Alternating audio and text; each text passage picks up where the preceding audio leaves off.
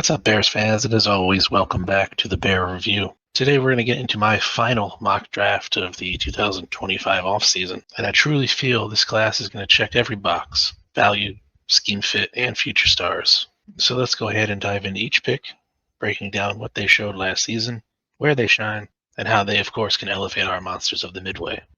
Starting in the first round at pick 10, I went with Walter Nolan, defensive tackle from Ole Miss. A man who I feel is destined to be a true anchor up front for the Bears defense moving forward. Now, Nolan boasts a rare combination of size and athleticism. He stands around 6'4" tall, weighing 296 pounds, with explosive power and quickness at the point of the attack.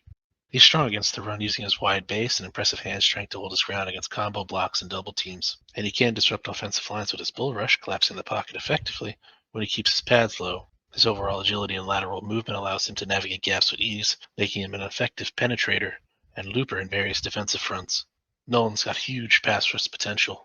It's actually quite impressive when you watch the tape. He's got a knack for setting up his plan, and he can show versatility playing both spots on the line, either 3-tech or as more of a run defense nose tackle if need be. On the flip side, Nolan struggles with consistency and technical discipline. He tends to stand up too early, which hurts his leverage and pad level. His hand uses can sometimes be late or wide, allowing blockers to gain control, and he needs to develop a counter move when his initial rush stalls out. Also, the shorter arms limit his ability to extend and shed blocks quickly. Some concerns linger about his attitude and occasional plays where he doesn't give his full effort, as I show here in 2024. As I've shown here, Nolan ended the year with 48 total tackles, 14 tackles for a loss, and 6.5 sacks, truly showcasing his disruptive capacity on the interior. Now, of course, where does he actually fit in with the Bears? So Nolan has the ability to be an immediate contributor in Chicago's defensive line rotation. His power and explosiveness fits well with the Bears' defensive system, likely complementing existing talents like Gervon Dexter and Grady Jarrett, and bolstering the run defense and interior pass rush. Given his upside, he could develop into a Pro Bowl caliber player with proper coaching. Okay, next we're heading to the offense in round 2 at pick 39 with Josh Connerly Jr., left tackle from the University of Oregon. Now where Josh really shines is his elite athleticism. For his position at 6'5", 311 pounds, he moves like a much smaller player, boasting smooth footwork and quick lateral agility, and a strong competitive toughness. His pass protection is particularly impressive. Over the past 2 seasons, he only allowed 2 sacks in nearly 1,900 snaps. Connerly's football IQ and awareness are strong, helping him recognize stunts and adjust on the fly. He's also effective as a run blocker, capable of climbing to the second level and executing combo blocks with fluidity. Now, while his size is adequate, Connerly might be a bit undersized compared to some NFL offensive tackles. That just means he'll need to build more upper body and lower body strength. He can struggle a bit against power rushers, occasionally overextending or being flagged for poor hand placement. His pad level discipline and improving his block finishing are areas he's going to need to polish to truly dominate at the next level. In 2024, Connerly was a first-team All-American, continuing his trend of elite pass protection, letting up 9 total pressures, to the tune of 1 sack, 2 hits, and 6 hurries. Now where he fits with the Bears is as a linchpin on the offensive line.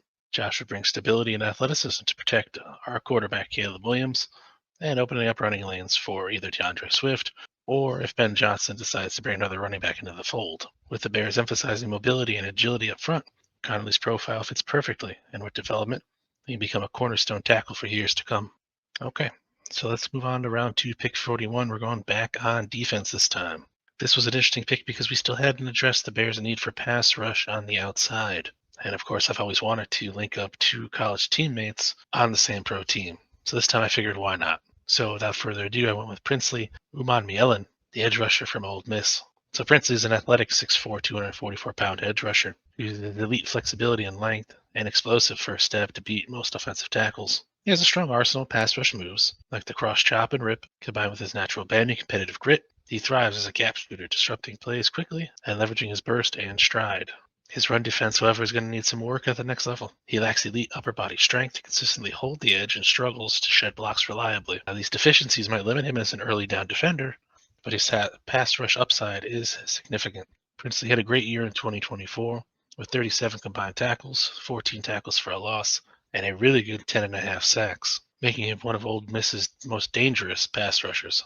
Now, where's he going to fit with the Bears? So outside of his kinship with Walter Nolan, who he took in on round 1, and Gervon Dexter, who he played with in Florida, Princely's ability to pressure quarterbacks aligns with Chicago's need to boost his pass rush His versatility to play both defensive end and defensive tackle at times in various packages adds valuable flexibility to the defense. With strength and run defense improvements, he could develop into a dominant force off the edge moving forward.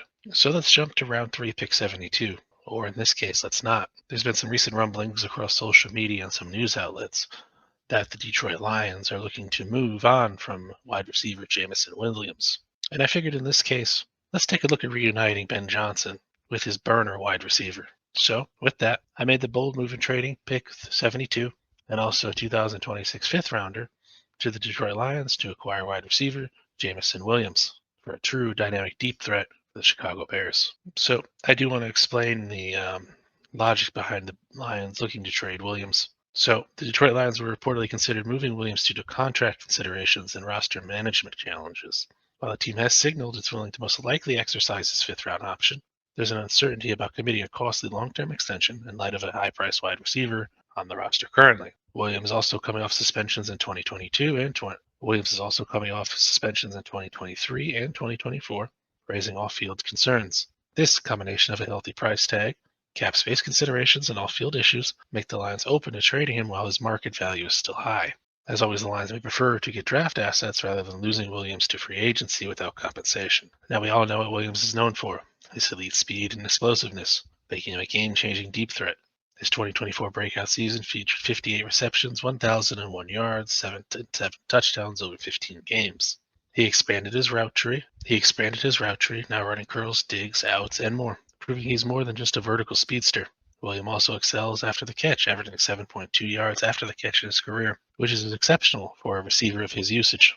While Williams offers game-breaking big play ability, he has had disciplinary issues, including suspensions and fines, during the 2024 season. These off-field distractions could be a concern, though coaching and guidance could help channel his competitive fire. I truly believe Chicago has the coaching staff to do that. In terms of the Bears, acquiring Williams gives Chicago an explosive vertical weapon to stretch defenses and open space for other playmakers, something the Bears have been lacking over the last couple of seasons. His speed and big playability complement existing receivers like Roma Dunze and DJ Moore and elevate the offense's ability to attack defenses deep. This trade injects excitement and game-changing potential into the Bears' receiving core. So now we have to wait all the way till round 5, pick 148.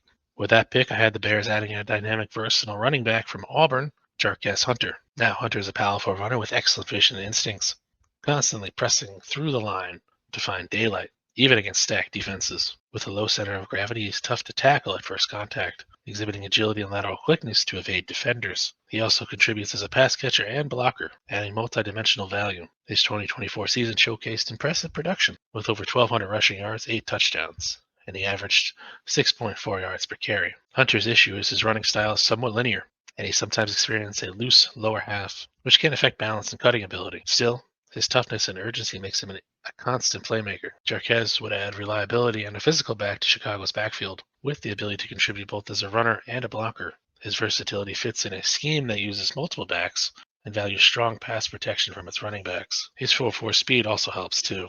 So we're now on round 7 at pick 233. With that pick, I went with Jalen Reed from Penn State to bolster the secondary depth. Now Reed is a physical and aggressive safety with solid tackling, quick instincts, and versatile playmaking in both the run defense and blitzing. He recorded 51 total tackles, 2.5 sacks, and 3 interceptions in 2024. Proving his ability to contribute across the field, and his adaptability to multiple defensive schemes is an asset. Now Reed struggles with his spatial awareness and constant run defense. He can sometimes be overpowered and miss tackles. His floor at the moment is more than likely a rotational player. However, he does have the ability to be a true star in the Bears' defense.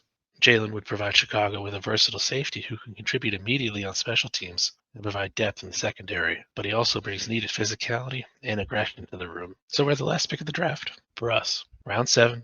Pick 240. I decided to go with a nice developmental piece here, to the tune of Ty Hamilton, defensive tackle from Ohio State. Now at 6'3", 299 pounds, Hamilton does bring impressive power and quickness to the defensive tackle position. He does have a quick first step and uses his strong hands effectively and has notable upper body strength, which he uses to control gaps effectively. His bull rush is his only real weapon at the point of the attack, but he did a very good job disrupting the backfield in 2024. Ended the year with 51 total tackles, 6 tackles for a loss, and 3.5 sacks. The main issue with Hamilton is he's undersized for the position and his pass rush moves are somewhat limited. As I said earlier, he relies heavy on the bull rush without many counters, and his shorter arms are less than ideal, affecting his ability to disengage from blocks. Improving his hand technique and adding more moves will elevate his game moving forward, and he's worth the risk here at pick 240. In terms of the Bears, Hamilton's going to bring immediate physicality and toughness to the Chicago Bears D-line rotation. He could help clog some running lanes and control double teams, providing punch in the pass rushing. However, at this point in time, he's more than likely going to be a very back end of the rotation player, but the amount of upside is why I took him here. I truly believe with the right coaching and time, he could become a reliable NFL interior disruptor. All right, guys, so that wraps up the last mock draft of the offseason. It's been a bit of a wild ride, but at the time of the recording, it is April 22nd, and we are 2 days away from the NFL draft. So let me know what you guys think about this class here. Did I address all your needs, or did I miss someone that you'd rather have instead? Of course, let me know in the comments below. Don't forget to like the video and subscribe if you haven't. I greatly appreciate it. Again, I want to thank you all for watching, and until next time, guys, bear down.